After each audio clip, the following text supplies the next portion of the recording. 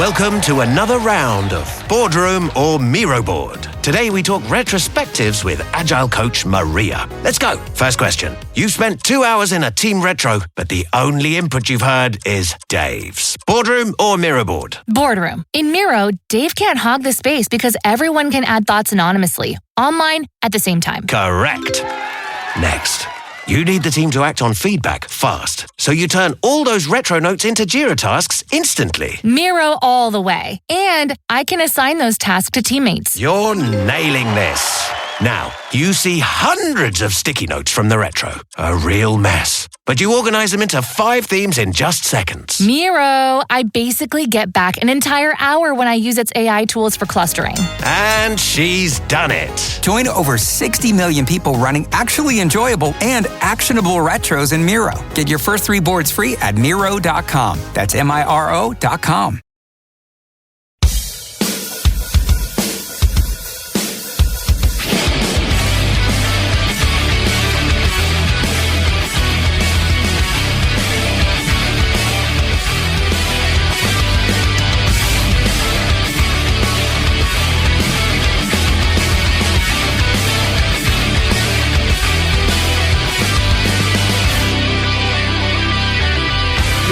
Is fading away, and all I can say are things that you'll never know.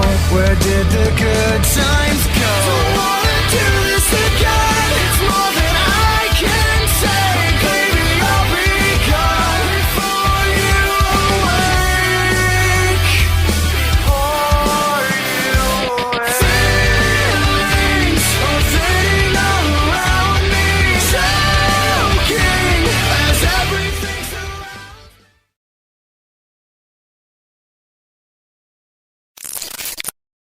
Guys, the Chargers Unleashed. Sebastian Joseph, they know the vibes. We outside.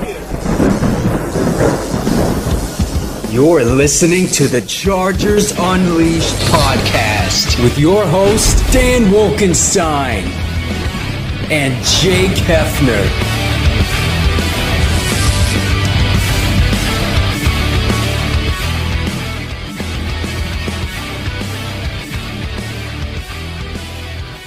Welcome to a special edition of Chargers Unleashed. Jake Hefner and Dan Wolkenstein here with you from the LA Football Network. We are coming to you live from Finest City Entertainment in downtown San Diego.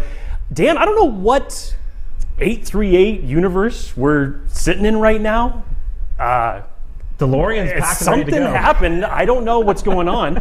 But backed by popular demand, Dan and I are so excited to be doing this show, not only from the standpoint of the fact that we have literally 7 days until the Chargers regular season kicks off against the Las Vegas Raiders, but backed by popular demand. This is fan demanded. This is why we're doing this. The crossover, if you guys tuned into the first one, it was ginormous, gigantic, whatever euphemism you want to call for large, it was there. But we're bringing the Jedi Council back. We're assembling the Avengers once again. We're bringing everybody back for the crossover because this is the time. This is the time to do it. So we got Kevin Duggan, Tyler Shue, and the director. All the boys are here, almost in I was going to say the Partridge Family, but that's not what it is. Brady Bunch is what yeah, the Brady Bunch looking. But we're here. We're live. This is what it's about. Chargers hype is real, and it's so good to have the guys here to join the show. But Dan Wolkenstein, sir, how are you doing? I am doing great. Welcome to Chargers Unleashed. Got a great segment for you guys today. We're going to be talking with Kevin from the Charger Chat podcast. We're talking to Tyler from Guilty as Charged, talking to the director himself, Dan Wade from Locked On Chargers, and Chris Harry from Chargers Weekly. Tons of stuff to go over. We're going to have giveaways throughout the show, so be sure to comment and subscribe on YouTube so we can make sure to get that out to you. We'll announce the giveaways afterwards. Content. We're going to be discussing keys to the season. We're going to be talking about position groups specifically. We're going to be talking about potential MVPs for this team, as well as some bold predictions. We may actually be doing some cold beer hot takes, which I cannot wait. Gotta do cold beer hot takes. Gotta stay hydrated. Yes. Gotta stay hydrated. Yes. But before we go further, Jake, over or under? Oh, here we go. Awkward pauses. I think Tyler Sheen put it in the chat. Over under awkward pauses. We have this show 4.5. I think you should have just said how many screw-ups from Jake Hefner within the first minute and a half of the show. If you had 2 and you picked the over, you would have won. So congratulations. Let's see. Awkward pauses. What was the line? 4.5. 4.5.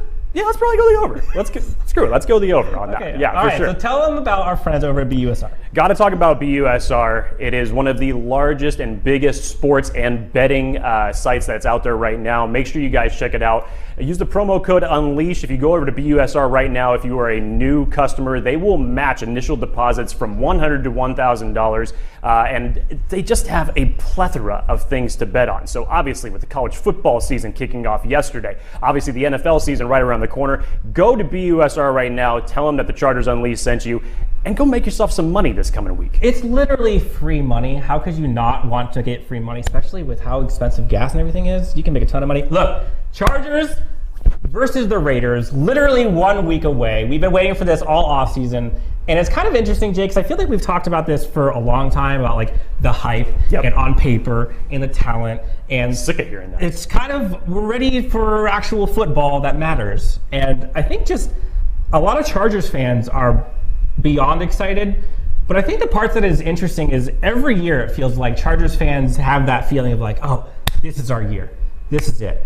This is different than every other year. And then previously, every year has kind of turned into like, gotta go the excuses. In the Game of Thrones. Yes, exactly. Yes. So I guess like high level, like why do you think, honestly, obviously we got like crazy talent on the team, but like why does this year feel different? Not just for us, obviously covering the team, but for everyone, whether it's pundits, whether it's fans, everywhere. Well, I mean, I think when you look at it, there are certain things from an organizational standpoint that has really changed over the last 2 years of this team. Obviously, starting with Brandon Staley and the influence that he has obviously had on Tom Telesco when you're looking at what they have done from a free agency standpoint, where they have gone out and gotten some of these big names. But again, in recent memory, the Chargers have never had in a single offseason this much cap room to deal with. So for them to go out and get some of the big name guys that they've had to essentially just transform their team on both sides of the ball over a 2-season period, this shows you the goal of Brandon Staley. This also shows you the goal of Tom Telesco in building a winning team. And this is how it has to be done in a short-term period. I mean, this is very impressive for this team to have a turnaround that quickly. I don't think it's understood how rare it is for, let alone a roster, but an organization as a whole to go through this much turnover in what, a 2-year span? I mean, 2 years ago, we were wondering who our coach was going to be and who our quarterback was going to be. It's like we had no clue. We had, I think it was Tyrod Taylor was a starting quarterback 3 years ago, and then now look where we are, where we have Keenan Allen, obviously, Joey Bosa, Derwin James, the likes of the folks already on the team. Then you add J.C. Jackson, you add Brandon Staley, you add Khalil Mack, you add Kyle Van Noy, you add Brett Callahan, you add all of these pieces to a team that before you thought, man, this team has such a good roster, they're so top heavy, if they can all stay good, we're good. But now, top to bottom, I mean, we saw camp battles for like wide receiver 6 and CB 6-7 and running back 4-5. Previously, that would be like wide receiver 4-5. That'd be CB 3-4. Like those are big improvements. So top to bottom, I think fans, folks covering the team, not even here, just here, but nationally, folks are pumped. And for good reason. Like I think everyone recognizes that the organization, the Staleys, the Telescos, Spanos, like they're all in, not only with the roster, but with the draft, and with their paychecks. Like think about the money that has been spent this year. It's kind of crazy. Yeah. Like the amount of money just flying around from LA is bonkers. Yeah, but you know the Chargers don't pay anybody. So no, only the highest. They're cheap. Yeah, we got what the highest paid safety, center, wide receiver, edge. Like, just I guess that's over with. Right. Yeah. Jake, things that we're looking forward to before we bring in our first guest. Things we're looking forward to this season. Obviously, we're looking forward to week 1. We're going to talk about that here in a bit. Overall, like what's getting you jazzed for this season? Like other than like previously, you know, there's the same thing. But like this year specifically, like what excites you the most?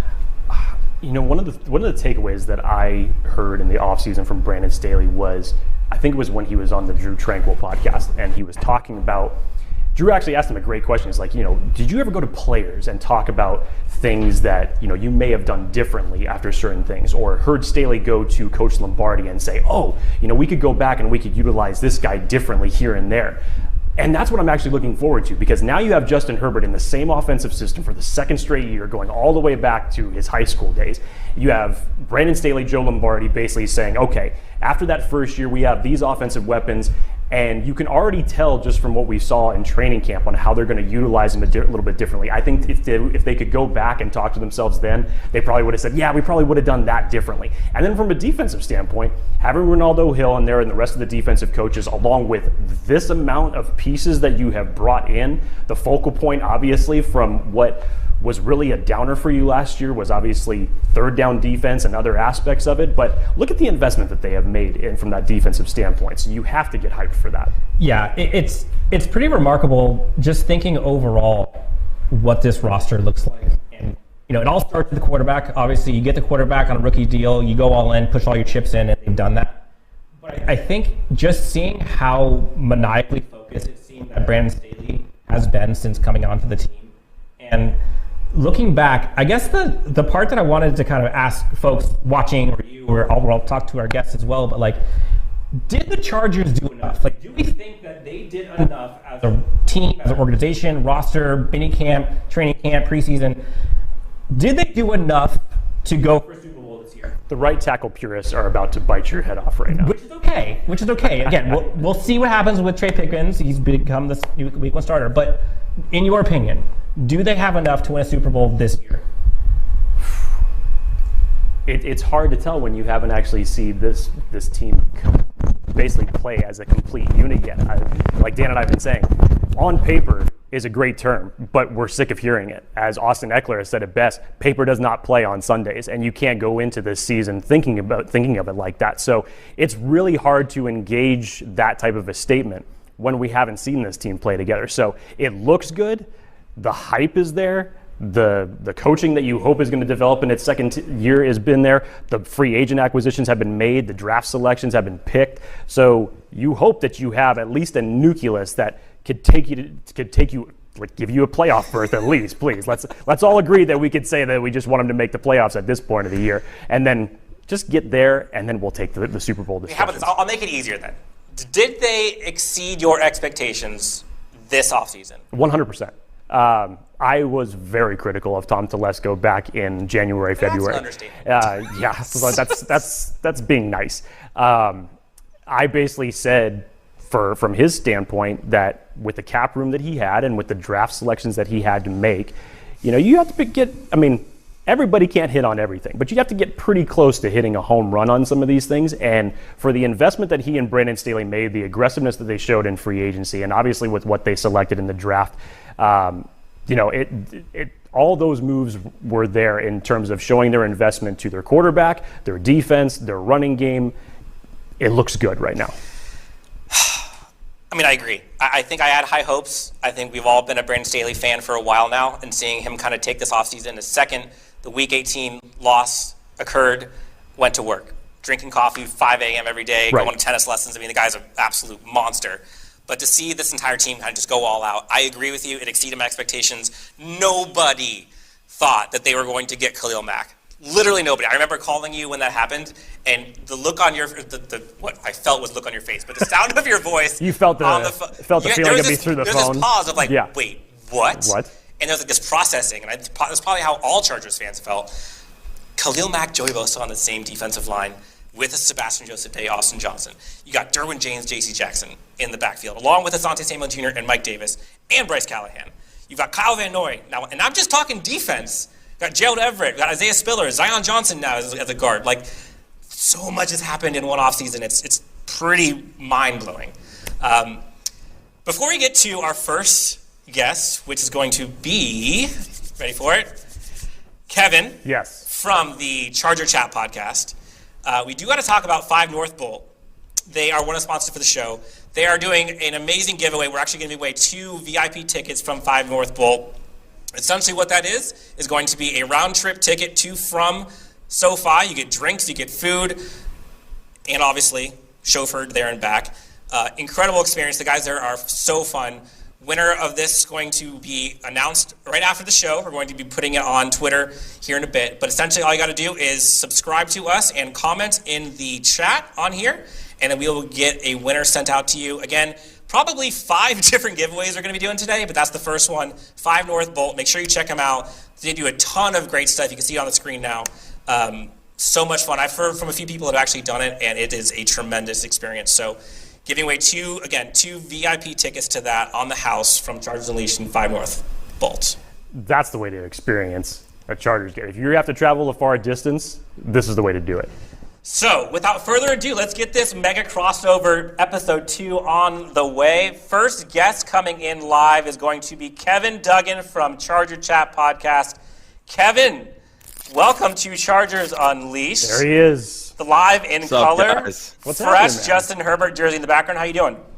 Freshly dry cleaned. I'm ready for the season. I'm doing good. It's Family Trust Respect Week, and I could not be more excited for what's about to happen for all of us. Yes, sir. Yes, sir. So, obviously, with the number 10 being in the background, let's talk about the guy who really doesn't need more hype than he already has already. Let's talk about Justin Herbert. Kevin, just as far as what you've taken away from the offseason moves, the acquisitions, and then obviously what we've seen from him from training camp, expectations going into for Justin Herbert this season, what do you see? I think you have to look at the fact that he got better every single year. We're coming into our 3rd year. He's got more pieces around him. He's got, I think, an upgrade at tight end with Everett. There's the offensive line's looking better. I don't see any reason why there's going to be any side step or backward step for Justin. If anything, like everyone always says, he's in the system.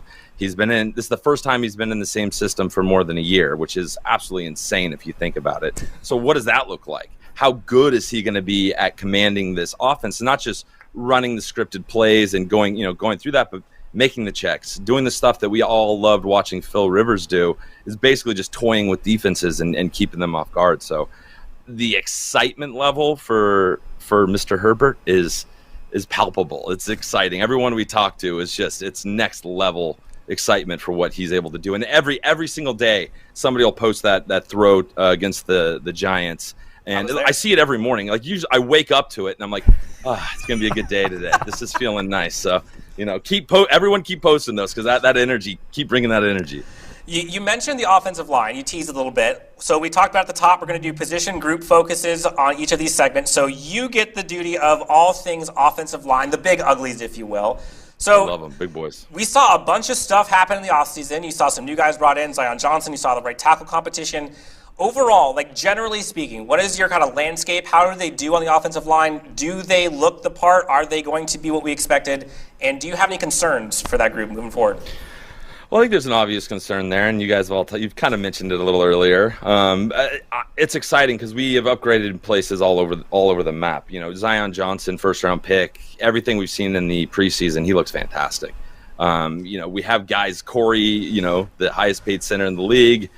More time with Justin. I think getting a group that's cohesive, and guys, especially the left side of the line, that have been together for more than just a year. It's so important to get a feel for your other offensive linemen, and I think that they're going to be able to expand on that and be even better this year, especially on the left side of the line. Right side of the line, obviously the Trey Pipkins, Storm Norton competition for that right tackle spot. It wasn't our favorite competition, to be honest. A lot of us wanted them to go kind of maybe look outside for somebody, but as the Charger Chat, we are the shamelessly positive podcast, and we have gone full send on Trey Pipkins, and we are the official Trey Pipkins podcast. So let's go, Trey. We're pulling for you. Don't let us down. No more whiffs. That kind of energy. Let's have some good offensive line play from you this year, buddy. We're gonna have to have a bottle of rosé shipped to Trey if we can somehow see an epic performance from him this year. I was just going to say, he's telling you right now, they are the shamelessly positive. Who does that sound like? I wonder, somebody to my left maybe. Maybe you should go join them, for some of their See ya! Got an opening? Come on over, yeah. Okay, cool. We just love on everything Chargers, and really, there's not much negative, honestly. Not much negative over here. Good. Kevin, let's talk about, I know you kind of touched on it briefly, but Rashawn Slater going into his 2nd season. We've all heard about it, and obviously getting a chance now for him to get tested against guys like Khalil Mack. It was basically just Joey and X-player that would test him last year, and it wasn't much of a competition. But now you bring in a guy like Khalil Mack. Rashawn Slater even says himself, he's got some things that I haven't even seen before as far as pass rushing moves. Khalil's already talked about as far as him and Joey are very different pass rushers. But what type of progress does having 2 guys like that have for a, all-pro left tackle coming into his 2nd season, and what that's going to do for him for his development? Yeah, well, I think, what is it? It's a rising tides raise all ships, I think just the energy of, just play. These guys are going against each other every single day. Normally, when you're talking about these matchups and how good are they going to be, they're going against these guys once a year. We have the best edge rushing tandem in the National Football League, and these guys are forced to go against them every day at practice. How can you not get better? You know what I mean? How can that not be something to improve your game? And that's what I'm hoping happens with Trey. And obviously Rashawn, he came out of the gates firing last year. As a rookie, when you get a rookie on the team, it's always we're pulling for him, especially first rounder. We need him to get in there and be serviceable. He got in there and was not just serviceable. He was one of the best left tackles in National Football League. So let's see. I'm hoping to see more of that. And, health is the big thing. I think it's going to be important for the season. But if these guys can stay healthy and they can start getting together cohesively, I think it's going to be Mr. Herbert's going to have lots of time.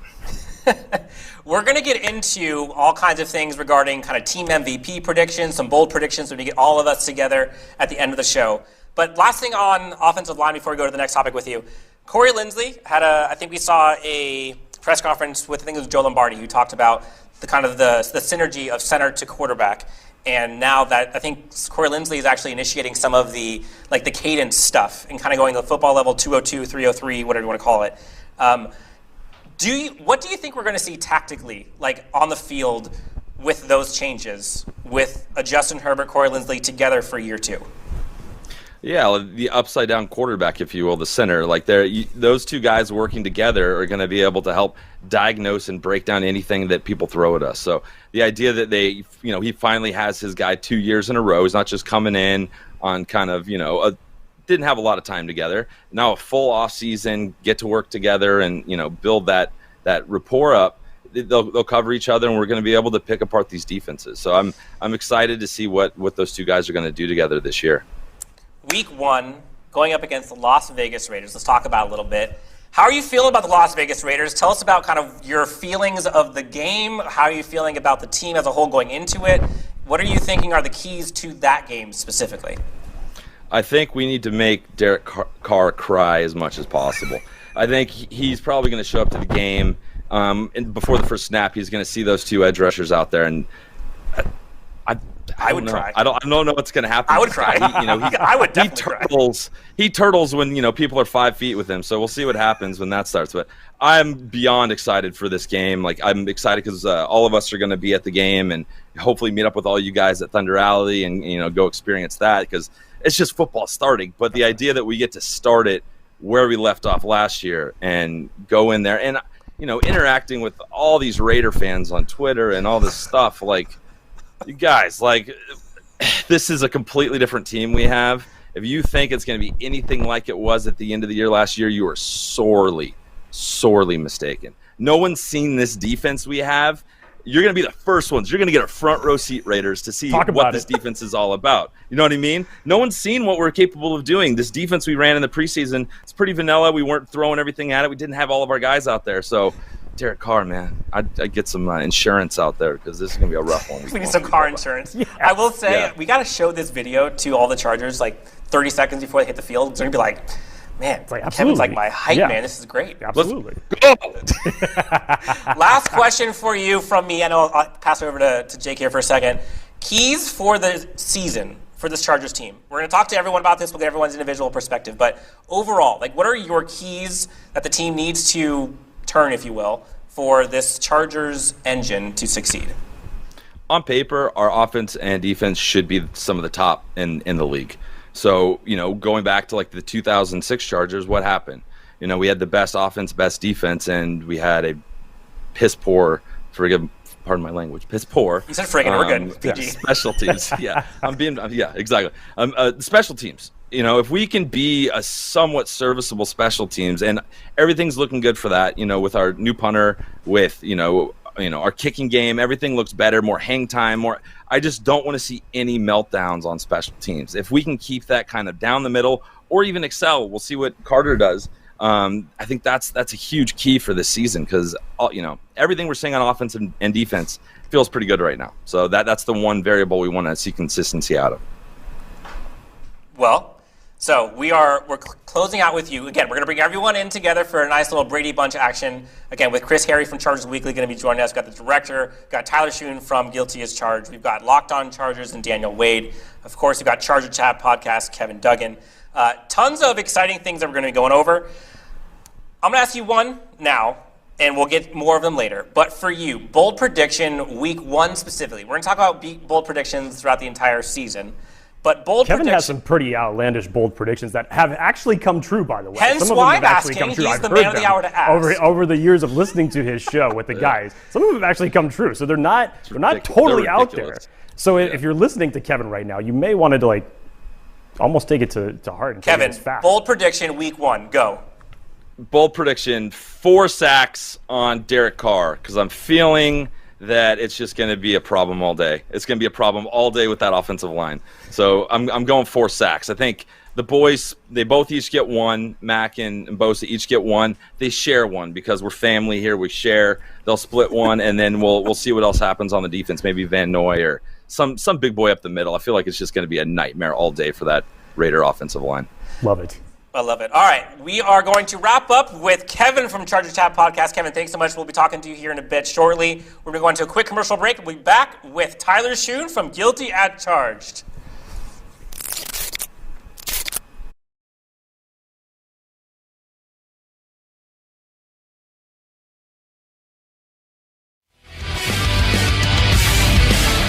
This episode of Chargers Unleashed podcast is brought to you by BUSR,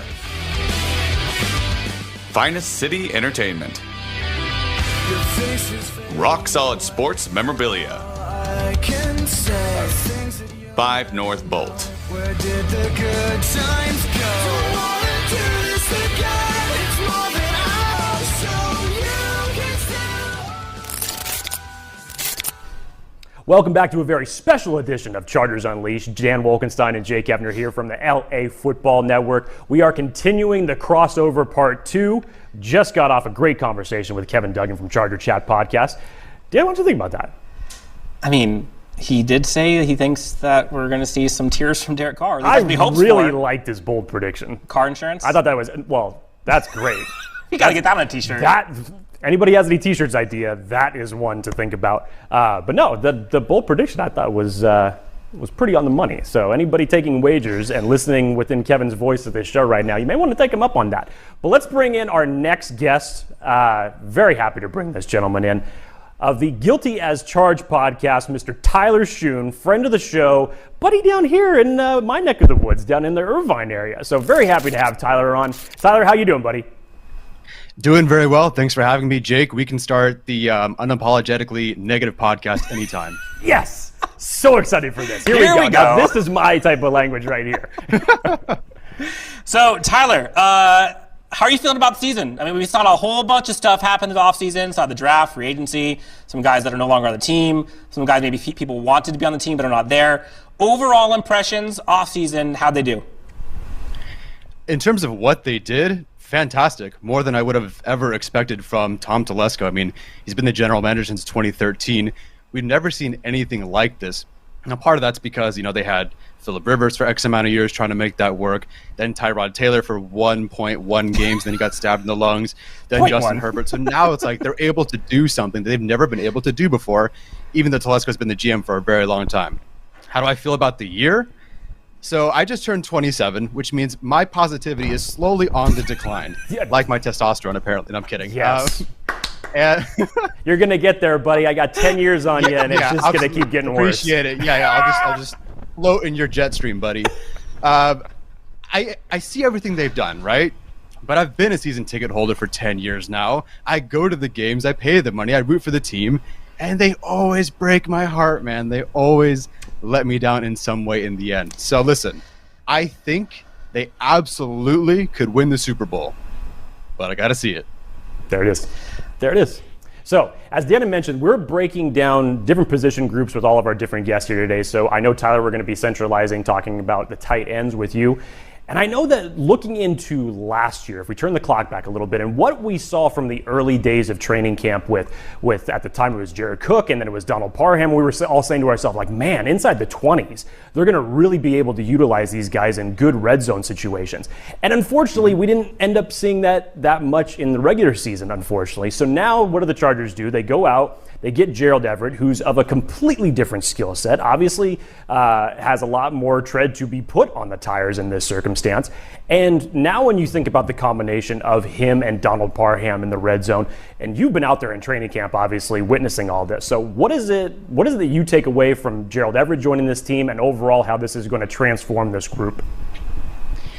Yeah, I think it's really what Joe Lombardi has wanted, because we saw out of New Orleans, like, this is what they want to do. They want to run with at least 2 tight ends. 3 would be great. Let's go with 5. Is that a thing? I don't know. But they love using their tight ends, and they really tried to last year, but there's only so much you can do with Jared Cook, who's he was an okay receiving option, but make no mistake, he was not a blocking option. So there's only so much they could do. This year, with Gerald Everett, you do get someone who can actually block. And if you watch the scrimmage, they left him one-on-one with Khalil Mack. Now, he lost a few times. We won't talk about that. But that's Khalil Mack versus it's Gerald Khalil Everett. freaking So of Mack. course he's going to... Yeah, exactly. So he's going to lose a couple of times. But the tight end group, it just feels complete. And you watch Gerald Everett in practice, you've got him running, blocking and delay routes, a chip and release, pulling in front of DeAndre Carter on end around slide routes. Like, he's going to be used in a way that you really just couldn't use Jared Cook last year. They tried to keep Donald Parham near the line of scrimmage, doing a lot of screen stuff, slide route, flat route work sort of stuff. But you really couldn't do that with Jared Cook. I mean, Jared Cook had his moments for sure, but Gerald Everett, you can do everything with him. And really, when you look at all the tight ends, they can all block, and in theory, they can all catch. And what are the analytics and the stats say about Justin Herbert, like where he can improve? Because I know you talked about Kevin about, what are the expectations for Justin Herbert? He can't improve in a whole lot of areas, but there are some places he can, right? So early down scenarios where run pass is, about expected even or whatever, targeting the middle of the field, and bad luck. Like, he just had bad luck last year. We just had a guest on the show who had a statistical model that showed Herbert was the unluckiest quarterback in the league last year. If you involve these tight ends, someone like a Gerald Everett who will just do his job, catch the football, that's already a huge bonus for Justin Herbert. And now they suddenly had this epiphany, it seems like, in training camp that, Donald Parham's a really good receiving option. The 7'8" tight end is a pretty good option. So it really looks like they're going to be using him more. I really think the tight end group is really key for this season. I did pick tight ends as my position group of focus. I don't mean that unironically. I really do think that this is a very key position group for the Chargers, for Justin Herbert, because of how much they run 12 personnel, and because of, like Kevin talked about with the offensive line, Trey Pipkins. They feel like they can help Trey Pipkins this year, and the tight ends, 3 of them that can block, are going to be a huge part of that. Looking at the tight ends, I think one of the questions, there was so much hype around Donald Parham last year, and then we saw the unfortunate injury that he had, and he comes back fully healthy. Everyone's super excited, and you can't help but root for somebody like that. I guess question for you, now that you see a Gerald Everett who's kind of taking that tight end 1 spot, how do you see those two working in tandem together in those 2 tight end sets? What do you think would be most optimal for the team to use? That's a great question. I think it's going to be more of an even split than someone like Jared Cook and Donald Parham last year, and then Jared Cook and Hunter Henry the year before that. Or excuse me, Donald Parham and Hunter Henry the year before that. It just felt like, I don't know, it was more Jared Cook-centric, which I suppose if you need a receiving option at tight end, he was the more proven guy than Parham at the time. But now you see what Parham can do, and I feel like they're going to be a nice even split there. I do feel like if you're looking 20-20, I think you're going, or 25-25, I guess, you're going to see more of your Gerald Everett. You're going to see him be more involved. But I think when it comes time to get into the red zone and to score, you're going to see both the easy jump ball stuff to Donald Parham, but also the screens. They do want to involve him more on screens. They did at several points last year. I believe, I want to say against the Eagles and the Browns last year, and then Steelers sort of at midfield. They involved Donald Parham on those screens, and he's great. He's one of the best yards after catch tight ends per play, that is, last year. So I think that's kind of going to be the split. That's kind of how the roles are going to work. Yeah, Gerald Everett, he's going to be your feature guy. I do think for the most part he's going to be the more involved, getting to the red zone guy. But once you get into the red zone, it's going to be a lot more Donald Parham. You saw that a lot in training camp. And then, they're just going to have both guys, a lot of 12 personnel. The Chargers ran 12 personnel, I think the second most in the league last year. I think they were top 5 in yards per attempt running the football there. So you're just going to see more of that this year with those guys as blockers as well. And then at some point, Trey McKitty mixed in too. Tyler, I know you guys felt the same way about this, but last season I felt that Steven Anderson was actually one of the unsung heroes of this offense at that point in time. For as much as he was able to contribute, basically as a tight end 4, but coming in as a halfback position. But you saw Joe Lombardi get really creative with him and how he utilized him in the offense. Talk to me a little bit about how that could translate to Gerald Everett. Not necessarily him coming out of the halfback position, but from what we've seen from him doing the end arounds in Seattle, what kind of just versatility can that bring to an offense like this, that when you see anybody going on an end around in the Chargers offense, normally it doesn't pan out that well. So how is this going to change? That's a great question. It's one of those things that I do want to see on the field first. Like, yeah, we saw it at training camp, but I feel like they kind of hid some things from us. I don't think we saw a lot of Gerald Everett in the backfield as much as, like I say, as Steven Anderson, who was more, the fullback for them. I think in terms of screens, in terms of like not a wide receiver screen, but like they'll be in trips to the right or whatever, I think they'll throw it a lot to Gerald Everett there and sort of get some stuff that way. Of course, you see the fake screen or whatever they did to Steven Anderson against the Eagles to help set up one of their scores. I could definitely see that, but I think there's not going to be a guy who has that out of backfield, receiving option like Steven Anderson. And Steven Anderson had that big one against the Raiders. There was that touchdown against the Eagles. That's all out of the backfield. You're not really going to see that from these tight ends, I don't think. What I think they're going to do, and this isn't related to my position, is I think they're actually going to go, that's Isaiah Spiller's kind of job. I think that's what they were kind of envisioning. Not as a fullback, like, don't get me wrong, but I think they're going to use, get some of the screen stuff, some of the tight end stuff, the flat stuff that Steven Anderson did from Parham, from Everett. But if you want something out of the backfield, I think that's more going to be your Isaiah Spiller and, of course, your Xander Horvath. We can't forget giveaway this segment. We're going to be doing a 4th and Staley giveaway, which you'll be seeing when we give a wide shot of the table. We have 4th and Staley hat of color of your choice. We're going to be giving that out to someone. Again, all you got to do is like and subscribe to us on YouTube, and of course, put the comment in the live chat as we go through. Tyler from Guilty as Charged, thank you so much for being with us. Question for you now. You talked about, which is kind of wild, that Justin Herbert was, you mentioned, like the most unlucky quarterback in the NFL, and still put up borderline MVP numbers, which is just insane. Looking at kind of the season as a whole, like statistically wise, what do you think is like some of like a key stat or stats that Chargers fans should be looking for, whether it's from Justin Herbert or from the offense, defense, whoever it is? Like, what are some stats that are going to showcase whether or not this team is doing well or not well? So, good question. So since 2010, there have been 11 quarterback MVPs. 10 of them had this one thing in common. Do you know what it is? A great That's center. okay, I'll tell you. I was Probably. waiting for it. I'm like, oh, God, put me on the spot. They led the league in adjusted EPA per play, adjusted expected points added per play. Don't ask me what that is. You can go ahead and ask Arjun. He's the nerd on the podcast. You can ask him about all that stuff. But every quarterback except Cam Newton led the league in adjusted EPA per play. Herbert was 16th in 2020. He was 5th last year, tied with Joe Burrow. If he can get to first, and if that trend continues, listen, few less drops, right? One more conversion, whatever it takes. If he can get to first in the league, not that this is how people vote, but that tends to be the trend. It has been the trend, right? 10 out of 11 quarterbacks since 2010. If he can be first in adjusted EPA per play, in theory, that would mean that he's going to win MVP. So if I'm looking at any stat line that's really important for this year, I would say adjusted EPA per play. Adjusted EPA per play. You got to make sure you take that to the bank. So we've got Derek Carr 4 sacks. We've got EPA per play is going to be the stat to look for. Week 1 against the Las Vegas Raiders. Are you going to be there? Are you going to week 1? I will be there. Yeah, me and the 14 of you guys will all be there cheering as loud as we can. Half of the 14 fans are here on this episode, right. which is pretty That's ridiculous. Right. Half of the contingent right now. Look at us. What are your feelings for this week 1 against the Raiders? How do you think it's going to go? Give us a bold prediction as well for week 1 specifically. I expect them to win. I absolutely do expect them to win. This is the thing that you've been thinking about all offseason. Not that this is the only game that matters, and certainly this is no Super Bowl.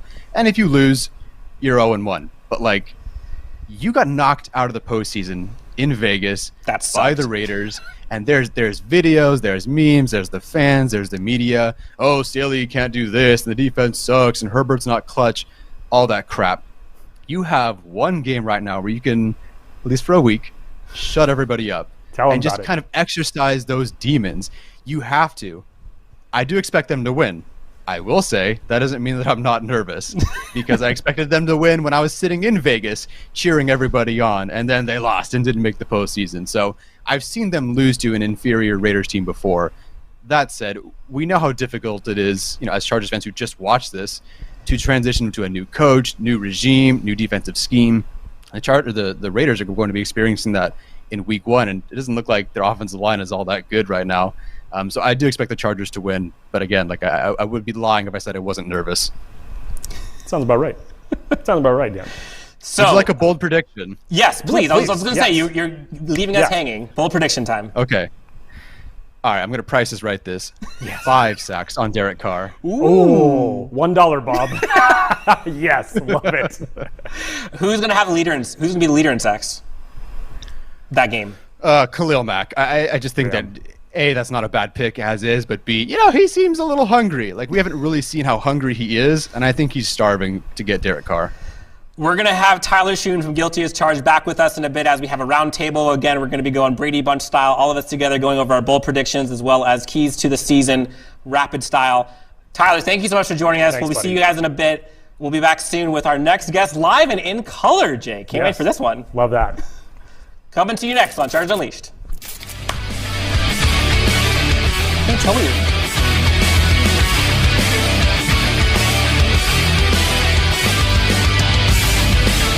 This episode of Chargers Unleashed podcast is brought to you by BUSR, Finest City Entertainment, Rock Solid Sports Memorabilia, 5 North Bolt, Where did the good times go? Don't wanna do this again, so you can stay. Welcome back to Chargers Unleashed. We have Jake Hefner, Dan Wolkenstein here from the LAFB Network, and a special guest live and in color, Mr. Dan Wade from Locked on Chargers, fresh off the wedding. Dan, welcome. How are you? Hey, Dan. Hey, Jake. What's up, man? I need to get on that Chargers Unleashed money. I need a raise. This is pretty cool. Thanks for having me, guys. Of course, of course. Sir. You were the one in the middle wearing the shorts, got to show off the calves, the nice tan lines. I thought this point wasn't going to be showing, so I... You look good. It looks good regardless. Yeah, thank you. But you look good. So how are you feeling about the team overall? I know we've asked a few people this before, but generally, did they do enough? How are you feeling going to week 1? Do you feel upset? Are you nervous? What's the overall vibe for you coming into this week 1? I think there's a general sense of nervousness anytime if you're a Charger fan. I'm a lifelong Charger fan. It's always going to be something where the hype never makes you feel better. The hype always makes you feel worse. But yeah, they did enough. On paper, it's hard to... maybe the Bills you look at as a team that's I can say, okay, they probably have a better roster on paper than what the Chargers have. But outside of that, who else? Who is it not a conversation at the very least? I just think that with what they did, the holes that they filled. We just had Daniel Jeremiah name drop on our show, Huge. Locked on Chargers. But he said it was targeted missile strikes, and I totally agree with him because it wasn't just, hey, we're the Jacksonville Jaguars, let's go spend all of our money. We have so much cap space, let's go spend it, right? It wasn't just a shopping spree. It was, hey, how do we target our exact weaknesses and go fill them and then do it with premium players? And now just when you look at the premium players, and specifically the closers, they went and got closers, dudes who can end games. How many times have you been sitting at the end of your couch waiting on how the Chargers are going to blow something? That's just an annual tradition unlike any other. So to go get guys who can go get you that game-winning interception, to go get you that game-winning sack, to score the game-winning touchdown, I think they absolutely did everything they needed to, outside of right tackle, obviously, but with the resources they had, with the guys they brought in, the caliber of guys they brought in, I don't know how you can complain at all. Absolutely. Well, Dan, we wanted to talk to you about the secondary unit. Obviously, been a lot of moves both in free agency and in the draft to basically just reshape what this secondary is going to look like. Yeah. And you mentioned it. You go out and you get one of the closers. Let's talk about J.C. Jackson, one of the most anticipated players that's coming in for everybody to see on defense. Obviously, he's getting over his current surgery with the foot. Everything's looking positive right now for him to start week 1. But what does a guy like J.C. Jackson inserted into a defense with Derwin James, with Asante Samuel Jr., what does he bring to this defense? Well, I think when you're talking about who we're talking about specifically, right? I think it's Brandon Staley. This is who J.C. Jackson, that's what the signing is about. It's about Brandon Staley getting his guy, his version of Jalen Ramsey, right? The guy that helped him run the #1 defense in the NFL in 2020 when he was the defensive coordinator of the Rams. And getting that guy that can take away at another team's best receiver, right? Just to have a guy, it's like, hey, we don't have to worry about what's going on over there. That's JC Island, and that's JC Jackson's lane. No one's going to do anything. And I think it's also the freedom of what that brings to everyone else, right? How that lets you use someone like Derwin James, how that lets you use some of the guys they want to move around at the star in the money positions and everything like that. I mean, I think that's what JC Jackson brings, because when you can just put a guy out there in man-to-man coverage, because they didn't really have that guy, right? I mean, there's not one guy on their team last year that excelled in man-to-man coverage specifically, where you could just feel good about leaving them on an island and knowing, hey, okay, now I can create the rest of the defense. Now I can formulate everything based on the baseline understanding of I don't have to worry about this dude over here. And now instead of 11 guys covering the whole field, I have 10 guys that are worried about all this, because over here we don't have to worry about that anymore. Now, the one thing that I find, you mentioned Jalen Ramsey on the Rams, and obviously he had Aaron Donald and Jalen Ramsey as kind of his two missiles, if you will.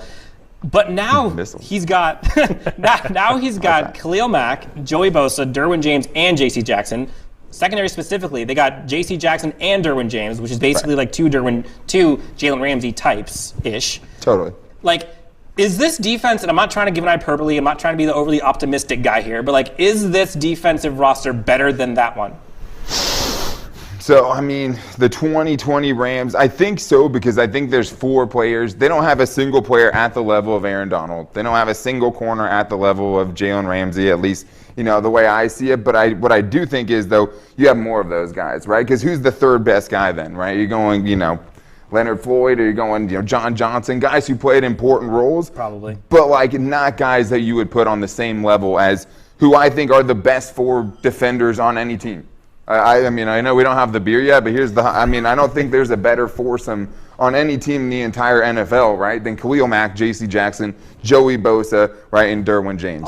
Those 4 right there, somebody find me a better foursome on any team. Does that mean you have a great defense? No. Is it the base foundation that you need to do something special? I think absolutely. Let's talk about that one Derwin James. Obviously, everybody was going up and down with the stress level as far as, is he signing? Are we going to get him under contract? Right. We have to do it before the other safeties get under contract so the price tag doesn't go up. Ultimately, he does get signed. Highest paid safety in the league now. We've heard Daniel Jeremiah say this. I know he said it on your guys' show, but just as far as a chess piece like that, right, and you insert him in a defense now, we were all waiting to see what it was going to look like with him and a healthy Nasir Adderley. We saw glimpses of that last year. But when you amplify that now with somewhat of a resurgence in the Mike Davis category, the Asante Samuel Jr. is bringing in a Bryce Callahan, and now with J.C. Jackson. Just on paper, again, I hate using that phrase, but it's just, it makes you salivate a little bit. Yeah, I mean, 100%. The way, my favorite thing, I've talked about it, Derwin James getting downhill is a National Geographic Discovery Channel, lion hunting gazelle type of thing. That's my favorite thing in football, period. Derwin James getting downhill, and how many people have found out about that the wrong way, right? Teddy Bridgewater, James Conner, Jalen Richard. I mean, there's a laundry list of dudes who have found out the hard way. If you're in open space that's safe against a lot of defenders, against Derwin James, it's just not. But now thinking about, okay, what can you do with Derwin James now that he's not plugging up holes, right? Because last year I think a lot of it was he's plugging up holes. Hey, we're missing a safety, all right? Now we need him more on the back end. Oh, we're missing a corner. Now we need him up closer to the line. We need him playing more in the slot.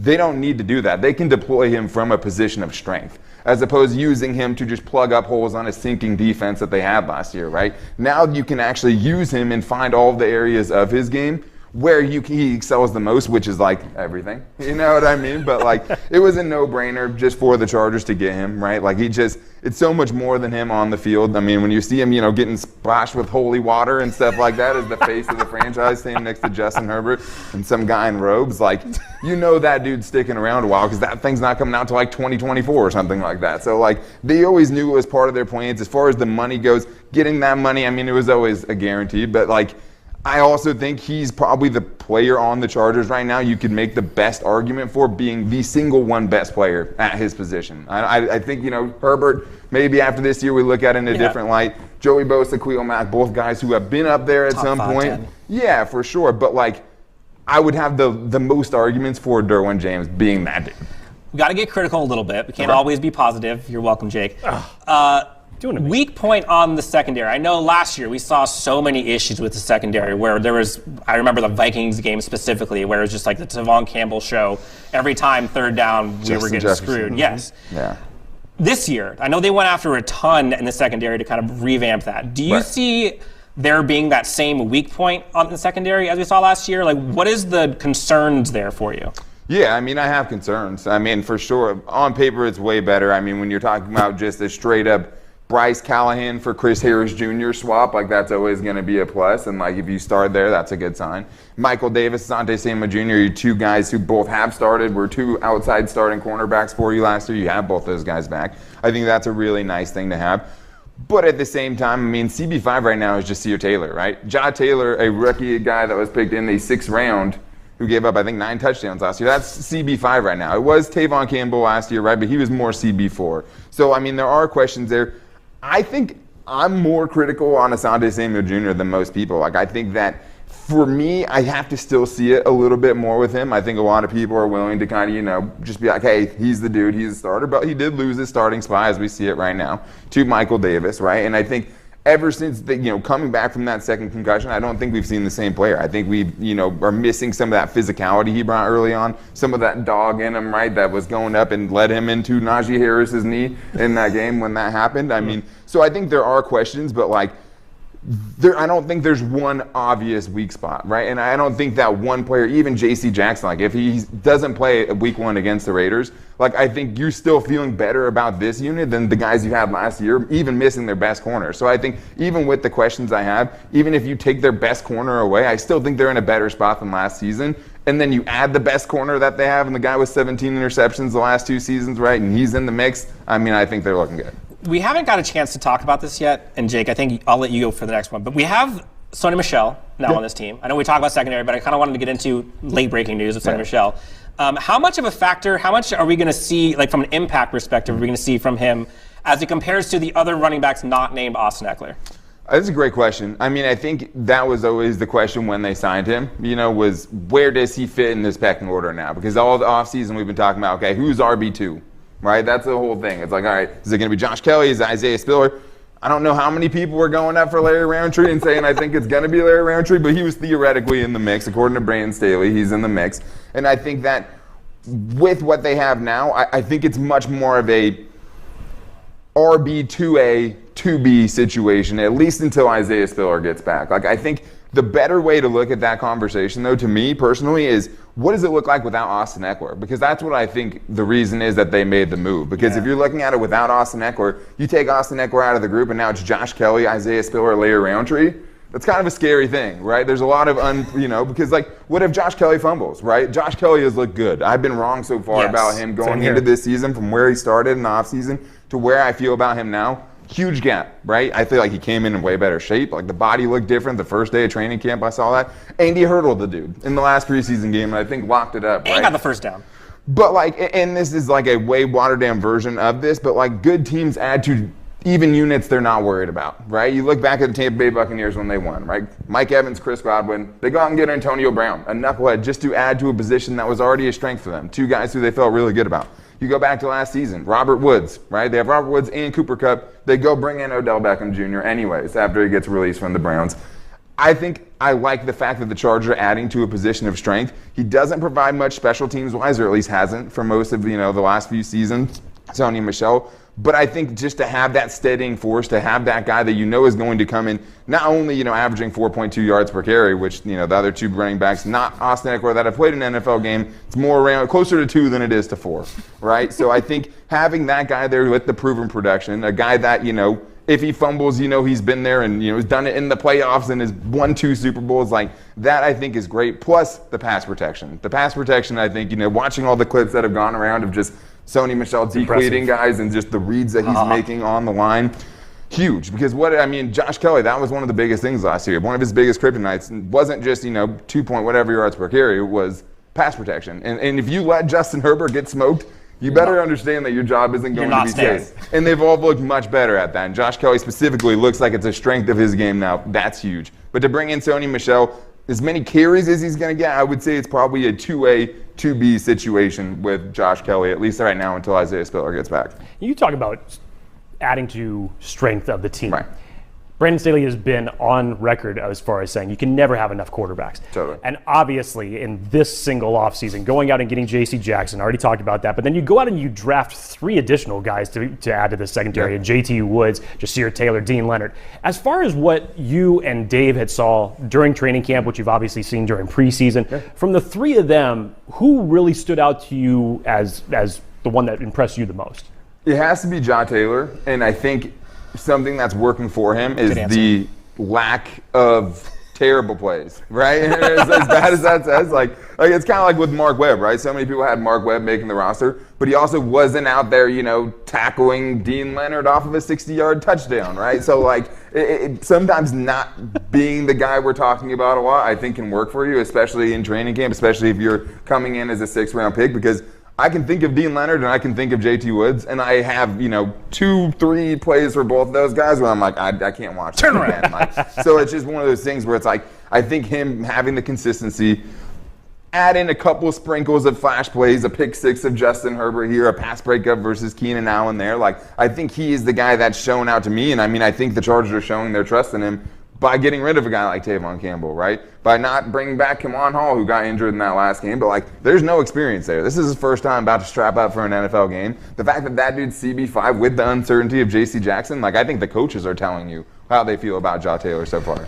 We are live in studio. Shout out to Finest City Entertainment. They've been tremendous for us, helping us out with this amazing setup. Guys, thank you so much for all that you guys have done with us. We're talking to Dan Wade of Locked On Chargers. Coming up next is going to be Guilty as Charged friend, going to be the director himself. Yes. And we're going to have a cold beer hot take segment. Got to make sure we stay hydrated. Absolutely. Are you ready? I'm ready. Okay. He's been ready for this for about the last I already hour, broke out the hot takes. I haven't even waited for the beer yet. I bring a beer. I'll find more hot takes. Let's get the beer flowing. Yes. Good. Yeah. But before we bring in the director, I got to ask you, Week 1, Las Vegas Raiders coming to town. We've all talked about the bitterness, all the feelings, the endless nights we've had up at night waiting. Yeah. Thoughts on the game? How do you feel the Chargers are ready for it? Do you see anything crazy happening that we're not expecting? No. I don't think anything we're not expecting, but we've all seen, you know what I mean? Practically seen what was the everything. last game against the Raiders? Are we going to see that? I don't think so. And the stakes aren't there. But as far as Week 1 stakes go, I don't think it can get any higher for the Chargers than the Raiders, right? And showing just first week of the season where you are in that totem pole, which is the craziest totem pole that we've ever seen in any division, maybe since there's been 8 divisions, right? I've heard people say that this is the most loaded division. To go 1-0 there, 1-0 on the season, right? To stake your claim as, hey, we are going for the West Crown, I think is huge. As far as the game itself, J.C. Jackson, right? That's huge. Not knowing what's going to happen with J.C. Jackson, what the timeline is for him to come back from that non-invasive surgery that he got, I think is going to be a big part of it. But let's be honest, guys. With or without J.C. Jackson, the Chargers absolutely have the pieces to go win this game. It should not be a J.C. Jackson-dependent game. Because I think with the Raiders, they have the biggest holes in the division from where I sit, right? On the outside looking in, when I'm looking at position groups that I would question out of all of the rest of the teams in the AFC West, sorry, Raiders, I'm going to say you, because at the offensive line, you just cut your first-round pick from last year, Alex Leatherwood, for free. No trade value, no trade assets back coming from that. And now you have guys even with less experience starting for you guys, right? And I know it's a new scheme, but it is also still a second-time, first-year head coach, for Josh McDaniels if he sticks around. I still want to see him get to the sideline, right, before I'm going to say Josh McDaniels is the coach for the Raiders, right? He did dip out one time. After go back to Indianapolis. Sorry, Indianapolis, right? It looks like it's working out for you, though.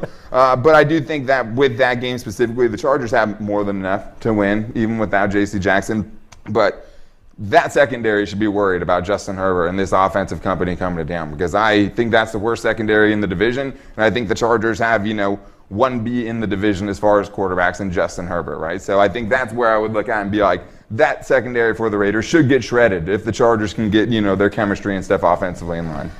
I got to ask. Key statistic for the season. We've asked a few folks this already. We're going to be going into more of this as we get into the Brady Bunch. But key statistic for fans, for folks watching this team nationally, here locally, what is the key statistic that would be kind of a benchmark or something for us as a barometer, so to speak, of if the Chargers team is doing well or not so good this year? nobody's gone with the easy answer, and that's run defense, right? I mean, I think like the statistics of the run defense is probably something that, like, if it's not 140 yards allowed per game on the ground, like I think that's a pretty good statistic. Progress. Like if you could tell me right now, like, hey, like we're talking about statistics. If you could tell me right now the Chargers are going to give up 90 yards or less on the ground per game, please. What's the record of that season, right? Like, so that's from that aspect. From the other side, though, if I were to pick one, I'd say Yak. Right? Who doesn't love Yak? And I'm talking yards after the catch. Like that. And I'm also talking yards after contact. This is a double for you. But what I would say, though, is for this, that I would say Yak, as far as you didn't get enough forced missed tackles from your receivers last year or your running backs not named Austin Eckler, right? Gerald Everett brings that Yak. DeAndre Carter brings some Yak, right? Those are the guys where I think if those guys can get that going, if Josh Kelly can start forcing missed tackles, and Isaiah Spiller can do that, Sony Michel, I think that'll be a huge stat. I got to say, I'm a little parched. I'm a little thirsty. I'm ready for some beverages. So let's bring in the next guest that we have for the show. The one and only, the director is going to be joining us, as well as Dan Wade from Locked On Chargers, to talk a little bit more about these Chargers. Director, where are you at? There he is. Yo, what up, Hulk fan? Hey. Director! Hey, you know what? First off, before anybody says nothing, okay? I got to give a huge shout out and props to you guys, Chargers Unleashed, to Find the City, everybody for making this happen. Look at this. Look around you. Oh. This is absolutely insane. And they're bringing booze and beverages and everything like that. Man, this is a top shelf production quality program. Thank you to everybody for making this happen. Absolutely, man. Thank you for joining us. This would not be a crossover without the director on this show. Absolutely not. Yeah. Director, where's your alcohol? Do you have it with you? It could be apple juice. Okay, here we go, guys. We're going to open a nice coffee stout. I don't know what your guys' beverage of choice is. I'm a dark beer guy myself. There it is. And we're going lager. Loaded, both barrels ready to go. There we go. Okay, so we're going to be doing, obviously, Cold Beer Hot Takes, new segment we brought to Chargers Unleashed. Nobody to do it better with, by the way. Staying frosty. We got to get a Stay Frosty from the director at some point. Obviously, we're going to get into the round table. We're going to get into kind of the all of us in one box, so to speak, where we talk about some bold predictions, get everybody here together laughing at our ugly faces. But the director, for you, we're going to go into a position group that I think probably is more exciting than maybe all of them, other than the quarterback, obviously. Right. Edge position. We got a new guy, Khalil Mack, on this team. Chris Rumph, wildly improved. Obviously, you got Joey Bosa with Joey Bosa bombs. You've got Morgan Fox potentially going to be able to fill in that role. Kyle Van Noy, obviously. How are you feeling about this edge group? Well, first off, I got lucky. Maybe I cheated a little bit by getting the edge players. Dan was asking everybody what position. Before he could even finish the question, I was like, edge, dibs on edge. I'm taking edge. Yeah, you did. Fact. So we have edge. You did. It's mine. I could not be more excited. Of course, guys, you take a look at what the Chargers did this offseason. There's so many highlights that you could say, oh, my God, look at this. Oh, my God, look at that. I think for me personally, you take a look at Joey Bosa. You hope you want to cradle him and just say, dude, don't worry, you're going to get your day. Your time is coming. And then you sign a guy like Khalil Mack. It is impossible to look at this duo and not get vibe of Sean Merriman and Sean Phillips. It's impossible to take a look at this duo and not think every quarterback on our schedule going up against the Chargers is probably with those cold sweats and nightmares at night, because this is one of the most legit duos that I've seen in a very, very long time. And in my opinion, I think that the edge position, Joey Bosa, Khalil Mack, these two players could help define our season. They could be, the two guys that we walk away from the 2022 season be like, man, I'm never going to forget. That year we had Joey Bosa, Khalil Mack, the years to come afterwards. I think this is going to be one of the biggest difference makers on this team that we've seen in a long time, and it's going to be the most apparent immediately. I'll drink to that. Cheers to that. Yes. Am I playing it right? Can I? Please, yes. Please do. Yes. Please the way do. you play is you just consume beverages. Yes. If you're not drinking, you're playing the game wrong. While you're speaking, okay, after you're speaking, there's no rules here as it relates to that. Underwater Chargers. Exactly. I'm drinking again. Director, you had actually touched on that just a little bit as far as just Khalil Mack, Joey Bosa, having that duo there. And arguably, as Dan said, possibly the most important duo when you think about the edge guys. If you think about, take yourself back to 2006 with Merriman, with Phillips. What did both of those guys do to the rest of the defense as far as getting after the quarterback? How did that make the secondary or the linebackers better? So when you have two guys like this, and then you think about all the talent that is behind in the linebacker group in the secondary, how are these two guys really going to change it? I think it's almost been undervalued just a little bit to say, oh, you got somebody to pair with Joey Bosa. No, you may have someone now that could help transform your entire defensive unit. Well, I don't know if there's any Ashton Kutcher fans in the house, but we always call it the butterfly effect, okay? Starting from level 1, it is going to have an impact on every single level above it. And it's obvious because that's kind of where the magic begins, right? If you can get consistent, I think is going to be the biggest word I'm going to bring up, consistent pressure to the quarterback, it's going to affect how much time that quarterback has to find a target, how much time our corners are going to need to cover, the receivers, how much time the linebackers need to get in position. If that time is shortened, then yes, it does affect every level of this defense. So when you're talking about a defense that already, in my opinion, had some pretty big studs in their secondary, Derwin James, Sante Samuel, even a Mike Davis, and you give them less time to have to cover their target, that could result in more interceptions. You take a look at the linebackers. Now, Kyle Van Noy, Drew Tranquill, you give them less time, let's say even in coverage, or let's say to find that gap, it's going to affect the linebackers. In theory, yes, every single level is going to be elevated, as well as the level, I would say, maybe just the guys in between Joey Bosa and Khalil Mack, because one thing I loved about the signing as well of Khalil Mack is that stat against the run. Of course, the Chargers were looking everywhere for help in order to address the biggest problem on this team. And not only did they add, a guy opposite Joey Bosa, but a guy who can also additionally help versus the run. So it really feels like, yes, Khalil Mack, Joey Bosa, you got your, left hook lightning, you got your right hook thunder. I feel like it's going to be a big problem for a lot of teams. And yes, alluding to what you're going to ask me later, it's going to be a big problem in 7 days for that Derek Carr. No matter Geico's going to save him, baby.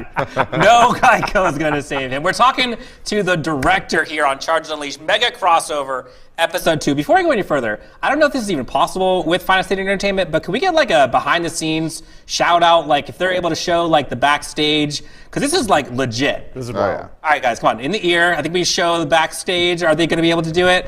We will show it later. Don't worry. Maybe we'll try. But there we got some. There we go. Kyle from Final State Entertainment. Obviously, huge Chargers fan. We got some pictures up there later. Drink to that. Yes, absolutely. I got to ask. We have the dog. I got it. Oh, there's a cute Chargers dog. There's a cute Chargers dog here as well. Right. We're going to have to see if they want to come in Allie, later. shout out. Question for you, Director. So, edge position.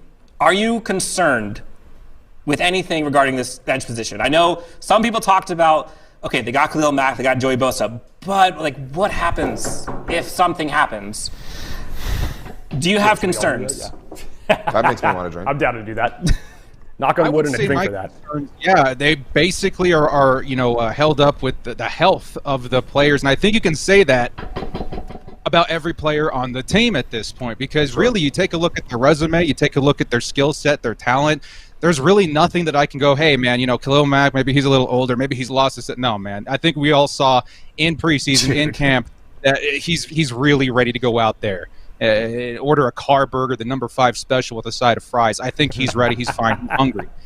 With everything else, I think the only other thing you might be concerned about is the depth. And I do think that's one of the highlights we saw from, these guys behind Joey Bosa, Khalil Mack, the guys behind our starters was these edge players. Even the guys that didn't make the 53 like Jamal Davis, I feel looked really, really strong. And I think Chris Rumpf and even a mixture of him and Kyle Van Noy, they're going to be just fine in rotating with Khalil Mack, Joey Bosa if they need a breather, whatever that may be. I still feel pretty confident in it. The fact of the matter is that the Chargers, let's say after the whole Melvin Ingram, once he started to decline a little bit, when he eventually made his departure from the team, Joey Bosa has just kind of been, doing his best despite every team tossing all their resources against him. The Chargers didn't just go out there and pick up, a good free agent edge player. They went out there and they intelligently selected a player that's not only one of the best in the league, also has familiarity with the system, the coaching, the culture. Everything fits here in Los Angeles what Khalil Mack is as a player. And I do think that is going to help elevate both Joey Bosa, but also speed up the time in which it takes a new player to come into a new system or a new team, the chance for Khalil Mack just to really hit the ground running, right? And I think that's going to be seen in week 1. The intelligence of taking a guy specifically like Khalil Mack who is familiar. I think he has got good a shot as anybody to really make a difference week 1, snap 1 versus Derek Carr and the Raiders. Jake, I just realized we did not do a giveaway last segment. So now we're going to do 2 giveaways in this segment. Fair enough. First giveaway, again, all you got to do is subscribe and comment in the comment section below. Cheers to that, sir. Cheers to giveaways, boys. Cheers to giveaways. All right, you see the rally towel at the front. We're going ahead and give away one of those. We also got a Cold Beer Hot Takes t-shirt somewhere here. We'll show it here on the next segment or so. Both of those things are going to be giveaway. Again, winner will be announced afterwards. All you got to do is comment and subscribe to our YouTube channel. And if you have not already done so, you text 31032, use the code UNLEASHED. You can get up to date on all of the giveaways, all the things that we got going on from LAFB Network as a whole, and we'll have you guys taken care of. Mr. Dan Wade, you ready for Cold Beer Hot Takes to commence? Oh, I'm so ready. Okay, so again, Cold Beer Hot Takes, new segment. All we got to do, cold beer means you disagree, hot takes means you agree. We go through rounds of questions/topics, and we get your responses. So, first one, Cold Beer Hot Takes, family, trust, respect. Is that the most important motto for all Chargers fans this week? Cold beer, hot takes. Director? I want to drink, but I agree. So hot takes is your answer. Hot takes. Hot takes. Hot takes. I love it. We'll all drink to that. Yeah, okay. The thing about this game is you drink. Either way. Okay. Great. This is kind of like an abbreviated hot takes cold beer segment where it's just like, say less. Yes, exactly. For folks at home, if you want to drink apple juice or coffee or whatever alcohol, whatever it is you want, feel free to take part. Yes. All right, Director, I've got one for you. Khalil Mack and Joey Bosa will combine for over 30 sacks this season. Hot takes, cold beer. Ooh. I agree. You know what's crazy is that I have that exact number. Yes. I have that exact phrase written down in front of me with my notes. I'm going to read it out loud here real quick for you guys. It says Joey Bosa, Mack combined for over 30 sacks, word for word. You can't make this stuff I got to up. drink to that just being, the energies of the universe. Just finish this like mine. Right now. I'm just going to sit back and let everybody else do the show. You gave an interesting look there. Are you going cold take? I mean, guys, 30 sacks is a lot of sacks. That's a lot of sacks. I mean, I think it's been a few years since Khalil Mack has gotten double digits, right? I mean, Joey Bosa gets capped out at 12.5 for his career. Now you want both of them to go over 15 each. That's tough. Okay, here's a different one. Curveball, Director. Hot take or cold beers. Kyle Van Noy has more sacks this season than Chris Rumpf. Ooh, I like this one. Oh, Director, you're on the hot seat.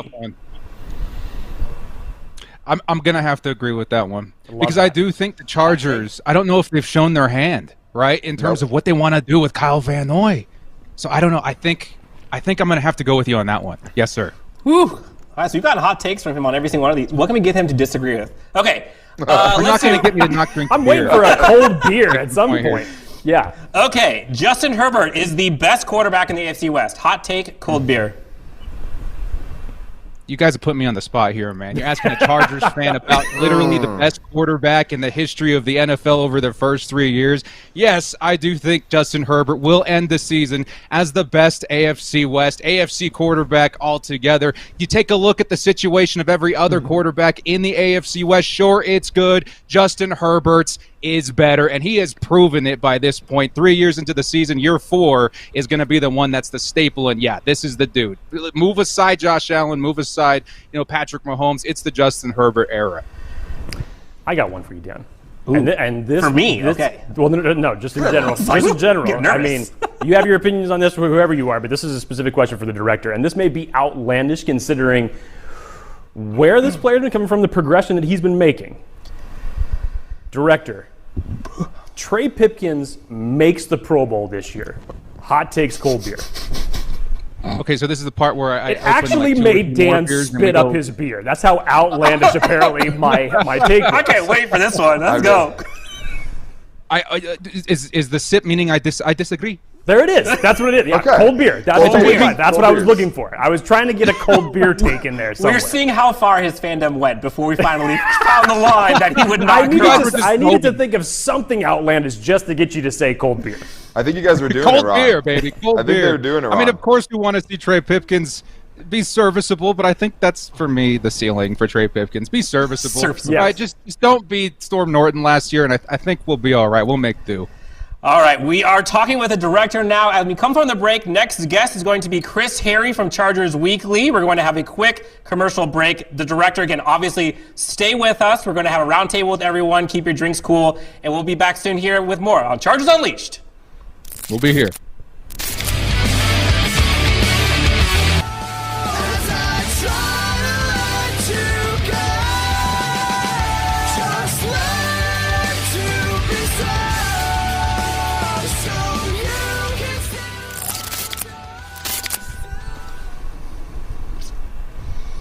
Welcome back to Chargers Unleashed. Dan Wolkenstein, Jake Hefner, Live TV from the LAFB Network.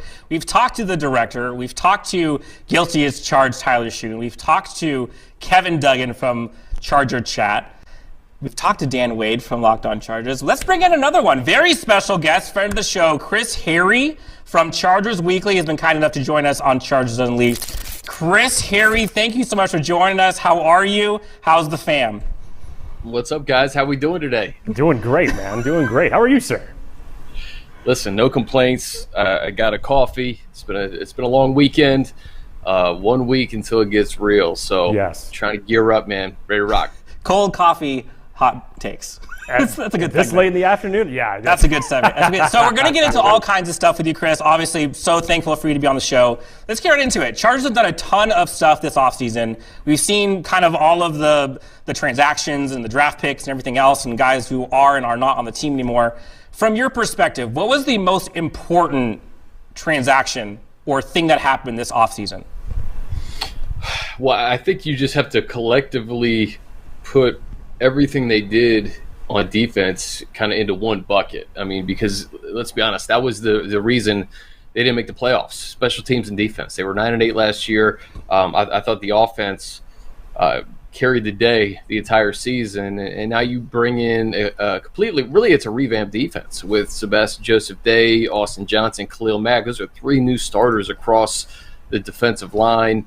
J.C. Jackson, Troy Reeder, some other guys from the Rams, Morgan Fox, guys who are familiar with what Brandon Staley has done in the past at different stops, Bryce Callahan. So I think just the commitment to making sure the defense wasn't what it is or isn't what it was last year.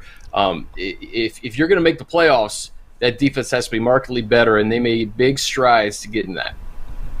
Chris, let's talk about Justin Herbert, because obviously when you look at it in a nutshell, what he has done over his first 2 years in the NFL is just incredible. But obviously everybody's still just waiting for him to come into that tier to just get to the playoffs and get to that scenario for him to kind of take that next step. But overall, as far as just expectations, when it doesn't seem that it can get any higher, even statistically, than what he's put together in a Rookie of the Year season, how he followed that up last year. But overall, as far as what you've seen from the team, what you've heard from the coaches, realistic expectations for Justin Herbert, is it more of the ship goes as he goes, or are they looking to create a little bit more of a balanced attack for this Chargers offense that can carry them into the playoffs? Well, I think a little bit of both. I'm not worried about the offense at all. I think Justin, in year 2 in Joe Lombardi's system, they've been calling it offense 202. So he's doing things at this point this year that he wasn't able to do last year. So I think just the familiarity with the playbook. We know about Keenan and Mike and Austin, but just the emergence of some of these other weapons. I think Gerald Everett is going to have a really, really good year. I think Joshua Palmer. Yeah, I think Joshua Palmer is another guy. There's only one football, but there's so many guys who are capable of kind of being the guy on any given Sunday. And I really think that they improved the running back spot behind Austin. I know Isaiah Spiller a little banged up right now, but I'm still very high on him. I thought the Sony Michel signing was important, and I thought what Joshua Kelly did this preseason showed us that he's a different player this year than he was last year. And let's not forget about Zion Johnson. The offensive line and the chemistry of those guys, having the continuity from last year. I think that's the name of the game on offense, is the continuity. And for Justin, I mean, what he did last year was remarkable. I mean, there were games they probably should not have won, but Justin did what he did in the fourth quarter to win those games. So I'm really not worried about him statistically. Even if he took a dip statistically, I could see this team winning 11, 12 games if all three phases do its job. Question for you. We talked about a bunch of different roster positions here on this team. One that we have not talked about yet that I do want to get your input on is the wide receiving core. We saw DeAndre Carter now kind of splash during training camp. We obviously know about the Mike Williams and Keenan Allens, but what do you see with the emergence of Josh Palmer, Jalen Guyton obviously in the fold? You mentioned kind of Gerald Everett from a tight end perspective, but what should Chargers fans expect to see from this wide receiving core as a whole? And are there going to be some things that are new that they have not seen from this wide receiving core in years past? It's just deep, man. It is super deep, and you could sustain somebody being out for a few weeks, and I don't think miss much of a beat with Joshua Palmer and Jalen Guyton going deep. And I think the underrated signing this offseason was DeAndre Carter, just because of what he can do on special teams as a kick returner and a punt returner, but also as that fifth receiver. He had 3 or 4 touchdowns with Washington last year on offense. So, and it's a guy who Justin was looking to during training camp. And this is the thing about Justin Herbert. He's not locking in on Keenan Allen or Mike Williams. If you're open, he will find you. We saw it his rookie year with T. Billy, for instance, and some of these other guys that kind of were like, wait, who's this guy? Justin found him. Justin's going to find Keenan. He's going to find Mike. He's going to find Joshua. He'll find Jalen Guyton deep if he's open. He'll find Gerald Everett if he's open. He'll find Austin Eckler out of the backfield. He'll find Spiller out of the backfield. Trey McKitty. Listen, and I say all these things because that's what it is. He doesn't. He's not a guy who locks in on your Pro Bowl and All Pro guys. So I think that's the luxury of having a quarterback like Justin. It makes your wide receiver group look even better than it is, and I think the Chargers are pretty darn good.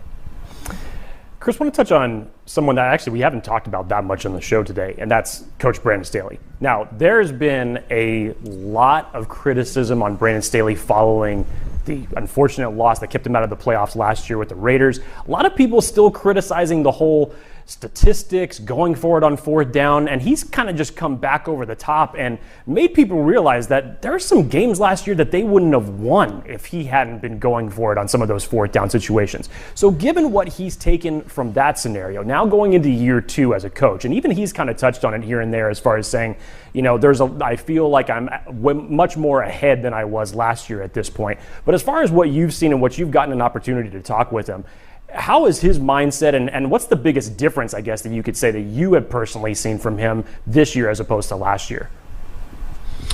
It's a good question. I haven't really seen much of a difference. I think he said that he just feels more comfortable being a second-year head coach, having the culture established, the expectations are there.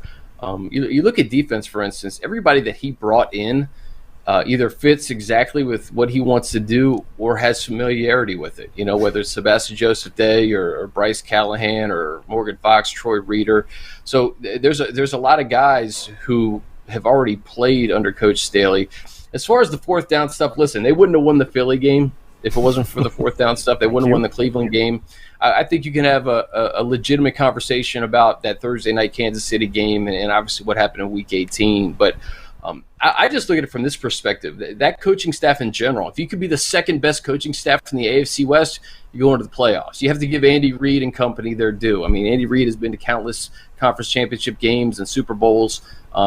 They have been the team that everybody has been chasing in that division. But with Josh McDaniels coming in and with Nathaniel Hackett coming in, if you could be the second best coaching staff and be trending up, kind of nipping at Kansas City, you're in good shape. We will take that. We're talking to Chris Harry from Chargers Weekly. You know what, Jake? I think it's time. Let's bring the whole gang back together. Let's do it. All right, we got Dan Wade from Locked On Chargers. We've got Chris Harry from Chargers Weekly. We've got the director. We've got Tyler Schoon. We've also got Kevin from Charger Chat. All right, we're all here together. Hey. The whole family's back together. Here we are. Here we are. Look, this is, what did we call it, Jake? The Don't ask me. No, come on. It was from for the Avengers. We also had the Yoda. The Jedi Council. There we go. Yeah, it's live TV. Whichever group you want to say. There we go. We got the Jedi Council, if you will. We didn't make the name. They gave it to us. We're all here together. First and foremost, again, thank you all for coming to us and helping us with this episode. This has been a lot of fun. We are doing cold beer hot takes or cold coffee hot takes, depending on where you are in the U.S. or globally. So let's go right into it. So we're going to do a quick little roundtable here as we finish up on this episode. Again, shout out to Final City Entertainment for hosting us.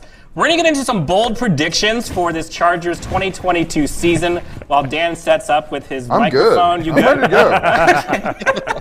All right, just fine. So to kick this thing off, let's go to Kevin from Charger Chat Podcast. Bold prediction, Los Angeles Chargers 2022. Go. All right, I'm fairly ridiculous with all these, and I'm happy to be that. We are sweeping the AFC West this year. That's it is a clean sweep. Grab your brooms. Let's go.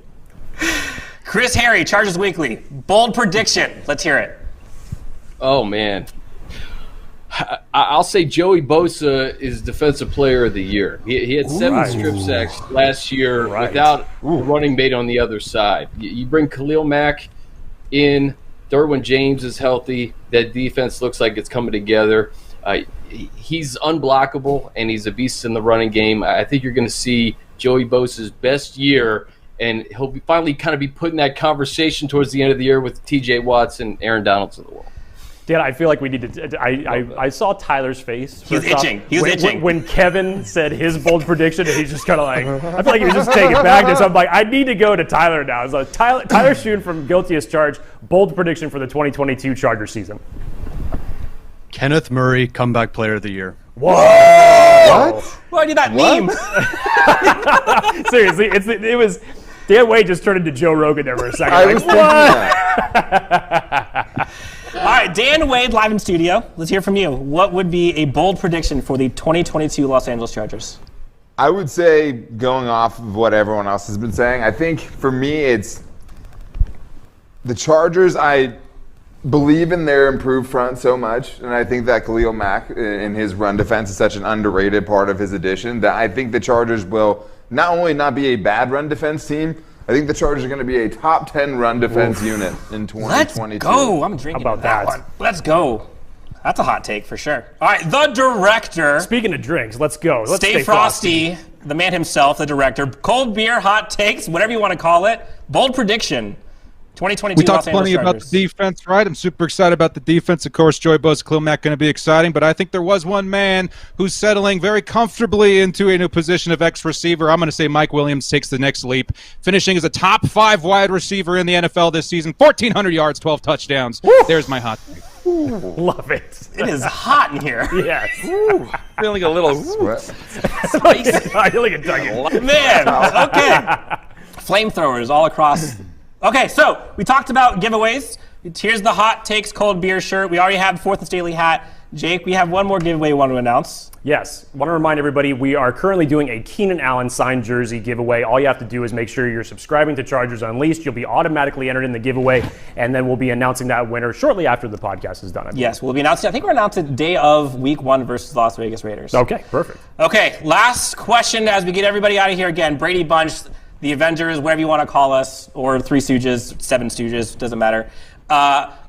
Chargers record, where do you want to go? Predictions, just Here overall. How are we feeling about the Chargers team? So we're looking at season predictions for this Los Angeles Chargers. We're putting everybody on the hot seat here. It is cold beer hot takes. We've got to do it. So let's start with the director himself. How are the Chargers going to end this season? Well, I always like to tell people I think the Chargers, at least right now, have a floor of, let's say, 11-6, maybe a ceiling of 14. What would that be in 3? I'm sorry, the coffee stout starting to hit everybody. I would 14-3. There we go. We can do math. I would say that I feel very comfortable with the number of 13-4. I think that's where I'm at right now. I feel really good about it, and I would say they go 5-1 versus the AFC West. He's still on the cold beer hot Gotta takes. sweep it, man. He's taking it. He's taking it. He's doing hot takes. Tyler, let's hear about you. What do you think? What's going to be the year of the Los Angeles Chargers 2022? Well, I've been a Chargers fan long enough to know their floor is 0-17. But I do think that they will realistically and have a shot at being 12-5 this year, and we'll make it to the AFC Championship game. We'll make it to the AFC Championship game. In your scenario, who are they playing in the AFC Championship game? Bills. And they will lose. How fun would that be? Oh my God. That'd be wild. And the Chargers will lose? Whoa. And the Chargers Oh, no! Okay, all right. Mr. Chris Harry, Chargers Weekly. What do you think? I mean, you've seen this team. You've covered them for a while. 2022 Los Angeles Chargers looks very different. What do you predict we're going to see this year? I hate them. You're like me, Chris. I hate them. We're all going to be wrong. Check the tape. We'll all be wrong. I'm going to say 11-6 is a good number. The competitiveness in the AFC in general, it's a beast, man. I think there's like 13 of 16 teams in the conference that have a legit shot to get one of those 7 spots. And it doesn't get easy first 2 weeks against the Raiders and Chiefs. I say 11-6. And I could see them in the divisional or the championship round. I think that'd be a really good year for Stanley Company. Love it. Kevin, what about you? I got to go 15-2. That's just an Let's go. 15-2 feels pretty good. That equals 17, right? Yeah, I think I did my math. Yes. So 15-2. I say this every year because I go as a Charger fan. I go in every year. My team's going to the Super Bowl. So 15-2, and we're going to make the show. That's just how I feel every year. Until proven otherwise, I'm going to stay excited and pumped about this football team. And you have a beautiful view on life. I appreciate that. Everything's so rosy in that world. It's mainly just Chargers. Chargers is where this kind of lives. There's some other things that, not as. We're wrapping up with everyone on Chargers fandom, everyone covering the Chargers as a podcast in terms of people who we know and we're friends with. Dan Wade, for you, 2022 season ends as such. I mean, Kevin, you're just leaving yourself so much out there, man. It's going to be so tough to live up to those lofty expectations. Now, I mean, I think as far as like the Chargers team as a whole, I think the Justin Herbert, is he winning enough conversation will be done after this year. I think that the Brandon Staley hot seat conversation will be done after this year. I think the Chargers, 12-5 wins the division in this one. And I think it's 11-6. 12-5. That's right around where I'd be going because it's attrition, man. It's just, this is such a loaded AFC. Like, I don't remember the last time the AFC has been so loaded. And, like, the playoff spots are going to be so hard to come by. I think the Chargers have a legitimate chance to win the season. I honestly think it's kind of AFC championship game or bust with what this core is. Because I think on paper, they are the team that you needs to go far and needs to make a deep playoff run with the pieces they have in place. Like, I think a deep playoff run, anything less than that is a disappointment for this team. I think the coaches would tell you that. I think the players would tell you that in an honest moment. They have the pieces to go do it right now. I think anything less than, a double-digit win season, 11-6, 12-5, a playoff win in a couple, or, playoff trip and a couple of playoff wins. I think anything less than that's a disappointment, and they absolutely should be able to do it. We are wrapping up Mega Crossover Episode 2. We got Chargers Weekly, Guilty as Charged, Charger Chat, Locked on Chargers, Chargers Unleashed, all with you guys. Again, shout out to Finest Lady Entertainment. We're going to go rapid fire for this last one as we kind of close this thing out. Got to get hyped. Chargers versus Raiders, Week 1. My beer is almost gone. Things that we're most excited for, rapid fire. Just go real quick, 5-10 seconds each. Chris Harry, let's start with you. Things you're most looking forward to this season for this Chargers team. Raiders or just the season? Let's go the whole season. Let's go the whole season. Whole season. Oh, man. I mean, everything. I mean, I'm looking forward to seeing Derwin James wearing number 3 and being Derwin James from 2018 first team All-Pro. So I think Derwin setting the tone and being the dude this year. The director, let's hear it from you. Got to get hyped. Come on, you're a hype guy. Let's go. Oh, okay, all right. Here's the hype. Every once in a while, you see an era where the torch is being passed, right? Last season, we saw it, New England out, Buffalo Bills in. I think this is the era of the Chargers. The torch is being passed, or at least forcibly taken from the Chiefs. I think the Chargers have a great shot at taking the West this season. I'm excited for the Chargers to finally be the kings of the AFC West. Tyler Schoen, Guilty as Charged. What are you most looking forward to this season? Justin Herbert winning the MVP. There it is. Woo! There's a hot take. Let's go. Kevin, Charger Chat Podcast. What are you most looking forward to? I'm going to go week by week, as most players say in these kind of interview situations. Week by week, week 1, seeing all you guys in Thunder Alley, getting around my family again, celebrating our team back on the field, and watching, Derek Carr be on the grass all day week 1. That's what I'm looking forward to right now.